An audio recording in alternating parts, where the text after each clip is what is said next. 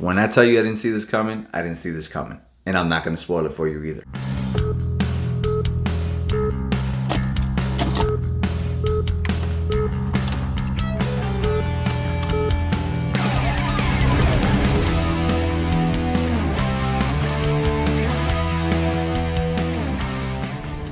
What's going on, people? This is Alex Thorn, and you're watching Thorn Theater Reviews. By the way, before I even get started with the movie, I just want to let you know my latest single, Hungry Eyes, is going to be releasing October 28th on all streaming platforms. I'm going to leave the link down below. If you're watching this after October 28th, that link is still going to lead you to your chosen streaming platform. So again, it's Hungry Eyes by Alex Thorn. Kick-ass 80s rock and roll tune. I know you're going to love it if you like 80s rock. But besides all of that, let's get into Goodnight Mommy. Goodnight Mommy is a 2022 remake of a 2015 film. I just found that out after I watched the movie. But it's an Amazon Prime original movie. And when I tell you, this movie was not what I expected it to be at all. That's a good thing. Sometimes I say that. You may even say it and you mean it in a bad way. I mean that in a good way. I thought this was just going to be a run-of-the-mill thriller about the mother. It is not. And I'm not going to spoil it for you because just like myself, who never saw the original in 2015, there may be some of you who never saw the original either. So this may be the first time you guys actually get to see Goodnight Mommy. This is one of those movies you have to watch twice. Once you experience it the first time and see the ending, you're like, okay, I gotta go back and watch this. The movie starts off with some cell phone footage of Naomi Watts singing her two twin children to bed with a bedtime song. It goes from there into the father dropping off the two kids, and they invite him in, and he says, I don't think mommy wants to see me right now.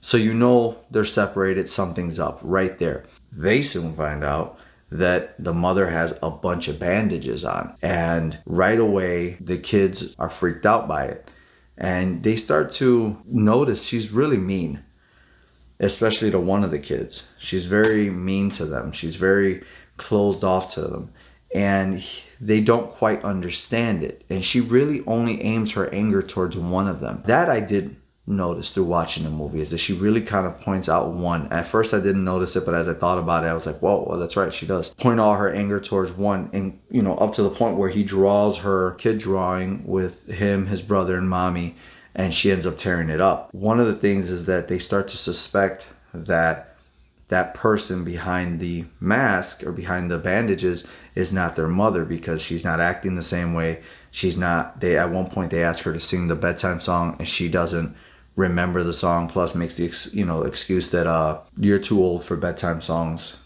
So she's very cold towards them. As you're going along, you really follow with the mother and everything that's going on. You're like, who is this? Who is this person? If I said anything else about this movie, I'd be giving it away. So I'm going to stop right there and just tell you guys that this movie is something to watch.